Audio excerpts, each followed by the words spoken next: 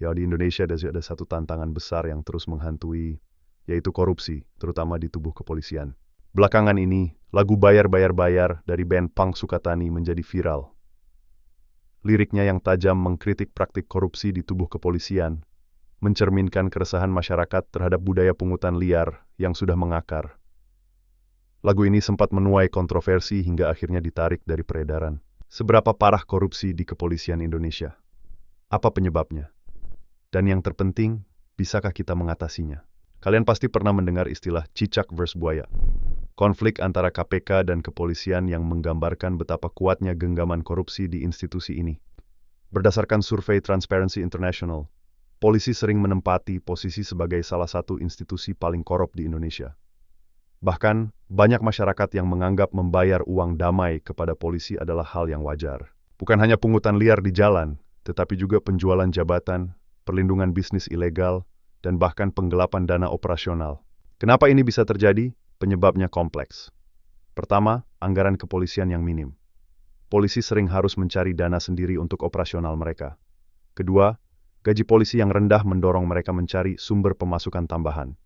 Ketiga, sistem promosi yang tidak berdasarkan meritokrasi, tetapi siapa yang bayar lebih. Bottom line yang paling murah, rendahnya penegakan hukum bagi polisi yang terlibat korupsi. Jika tertangkap, hukumannya seringkali ringan atau malah tidak diproses sama sekali. Apakah ada harapan? Ya. Kasus penangkapan Joko Susilo, jenderal polisi yang terbukti korup dan dijatuhi hukuman 10 tahun penjara, adalah bukti bahwa perlawanan itu mungkin. Para aktivis dan masyarakat harus terus mendukung lembaga anti korupsi seperti KPK, agar tetap kuat melawan tekanan dari institusi kepolisian. Pemerintah juga perlu menunjukkan komitmen nyata dengan meningkatkan gaji dan anggaran operasional kepolisian, serta memastikan promosi jabatan dilakukan secara transparan dan berbasis prestasi. Fenomena band punk Sukatani juga mengisyaratkan rendahnya kepercayaan publik terhadap Polri. Lalu, bagaimana cara meningkatkan kepercayaan tersebut? Studi di Amerika Latin menunjukkan bahwa praktik polisi yang berorientasi pada komunitas dapat meningkatkan kepercayaan publik. Namun, jika polisi lebih mengedepankan pendekatan represif, kepercayaan publik justru menurun. Hal ini juga bisa diterapkan di Indonesia.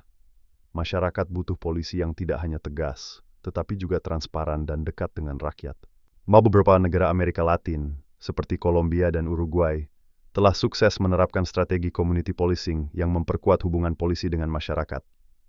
Reformasi ini terbukti meningkatkan kepercayaan publik dan menurunkan angka kejahatan. Korupsi di kepolisian bukan sekadar masalah institusi, tetapi masalah kita semua. Dengan tekanan publik, dukungan terhadap lembaga anti korupsi, dan reformasi yang tegas, kita bisa mewujudkan kepolisian yang bersih dan profesional.